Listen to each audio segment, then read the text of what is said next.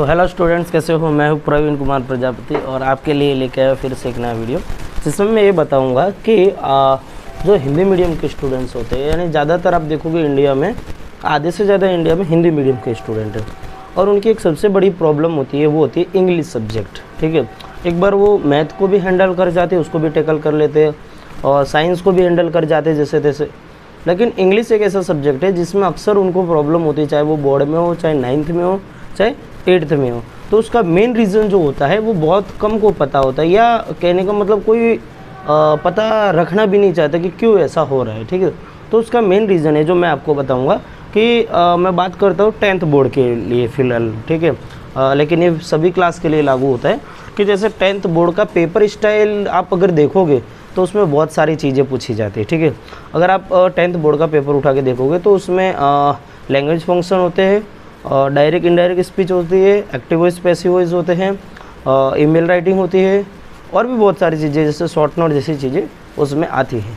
लेकिन क्या होता है, जैसे कि बच्चा 10th में है, ठीक है, तो उसमें टीचर कहीं ना कहीं ये गलती कर जाते हैं कि बच्चा अगर 10th में आ गया है फिर भी एक चीज़ के पीछे पड़े रहते हैं, वो होती है टेंसेस। आप जानते हो टेंस बहुत ज़रूरी होते हैं इंग्लिश के लिए। सब जानते हैं कि भाई जो टेंस यानी काल जिसको हम बोलते हैं 12 टेंस होते हैं वो बहुत ज़रूरी होते हैं। लेकिन हर बार क्या होता है, आपने नोटिस किया होगा कि बच्चा अगर 5th में है तो वहाँ से उसको टेंस पढ़ाना चालू कर दे रहे हैं। ठीक है, लेकिन कोई टीचर अगर उसको चालू कर रहा है तो ना उसको कोई पूरा कर रहा है।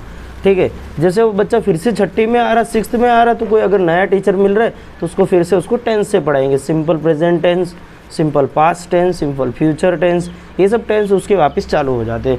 ऐसा फिर से जब वो 7th में आता तो फिर से उसको टेंस जैसी चीज़ें आने लगती है।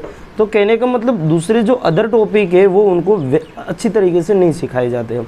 जैसे कि मैं एक टॉपिक का नाम लेता हूँ, डायरेक्ट इनडायरेक्ट स्पीच। ठीक है, तो ये बोर्ड में बहुत कम नंबर के लिए होती है, सिर्फ 3 नंबर या कहीं कहीं 4 नंबर के लिए होती है डायरेक्ट इनडायरेक्ट स्पीच। लेकिन क्या करते हैं स्टूडेंट और टीचर्स अक्सर कि जो डायरेक्ट इनडायरेक्ट स्पीच है इसको डिले कर जाते, इसको छोड़ देते हैं, या तो क्या कहते हैं कि सिर्फ 3 नंबर का है लेकिन टॉपिक बहुत बड़ा है। डायरेक्ट इनडायरेक्ट स्पीच थोड़ा हार्ड टॉपिक रहता है और एक्टिव वॉइस पैसिव वॉइस भी कुछ ऐसा ही टॉपिक है। तो ये जो 2 टॉपिक है इनको क्या करते हैं टीचर जनरली कभी कभार छोड़ देते हैं। बहुत सी जगह पे क्या करते हैं, इसको छोड़ देते कि भाई ये तो चलो 5-6 नंबर का, ये इसको छोड़ देते, इसके पीछे ज़्यादा मेहनत क्यों करना, आप दूसरे टॉपिक पे ध्यान दो। लेकिन सबसे बड़ी गलती वो यही कर जाते। अगर विद्यार्थी को डायरेक्ट इनडायरेक्ट और एक्टिव वॉइस पैसिव वॉइस ध्यान से सिखाया जाए तो कहने का मतलब कि उनको दूसरे अदर टॉपिक में प्रॉब्लम नहीं होगी। कैसे कि आप देखोगे कि जैसे किसी बच्चे को ईमेल राइटिंग लिखनी है, अब ईमेल राइटिंग होता बहुत इजी है, या फिर उसको लेटर लिखना है, या फिर हम कह सकते हैं उसको कोई ऐसे यानी निबंध लिखना है, तो उसमें भी उसको प्रॉब्लम होगी क्योंकि उसको लैंग्वेज ही नहीं आती। डायरेक्ट इनडायरेक्ट स्पीच जब बच्चा सीखता है तो उसमें बहुत सारी चीज़ें कवर हो जाती है। उसके जब व्यवस्थित रूप से पूरा जब उसको अगर प्रैक्टिस करता है तो उसको आधी से ज़्यादा चीज़ें उसको इंग्लिश में प्रिपेयर हो जाती है। इंग्लिश में सबसे बड़ी मेन प्रॉब्लम होती है कि सेंटेंस बिल्डिंग मिस्टेक्स, जो सेंटेंस उन्होंने लिखे रहते हैं उसमें बहुत सारे मिस्टेक्स होती है। तो उसको सुधारने के लिए वो टीचर्स हमेशा सिर्फ टेंस पे अड़े रहते हैं, सिर्फ टेंस पे, जो एक सबसे बड़ी गलती में भी मानी जाती है अक्सर। क्योंकि ये पर्सनली कई स्टूडेंट के साथ होता है कि 9th सबसे टेंस बस टेंस, लेकिन आखिर तक बच्चे टेंस भी नहीं सीख पाते हैं। बहुत से बच्चे से अभी भी अगर आप देखोगे तो आपको पूछोगे कि आपने हर साल टेंस पढ़ा था, लेकिन किसी को तैयार है क्या टेंस?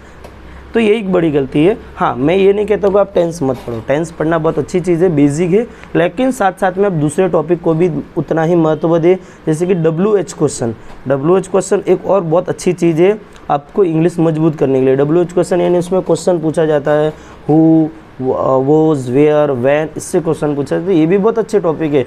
यानी आप 3 topic, direct indirect speech, active voice passive voice और WH क्वेश्चन, ये जो 3 टॉपिक अगर आप मजबूती से कर लेते हैं तो समझो कि आपका ऐसे राइटिंग, ठीक है, यानी निबंध लेखन जो हम बोलते हैं, और क्या बोलते हैं, ये ईमेल राइटिंग जैसी चीज़ें आपकी और इजी में इजी बनती जाएगी। ठीक है, तो इन टॉपिकों पे भी खास ध्यान देवे और अनुरोध है कि वो अपने टीचर से भी कहे कि ये टॉपिक भी हमें पढ़ाया जाए, ना कि सिर्फ 10वीं में आ गए तो उसको सिर्फ टेंस के पीछे पड़े रहे, तो ये बहुत बड़ी गलती मानी जाती है। हाँ, मैं ये नहीं कहता हूँ कि आप ना सिखाएं, सिखाना बहुत अच्छी चीज़ है और ज़रूरी है, ठीक है, लेकिन सिर्फ एक ही टॉपिक पे अड़े रहना ये बड़ी गलती हो सकती है।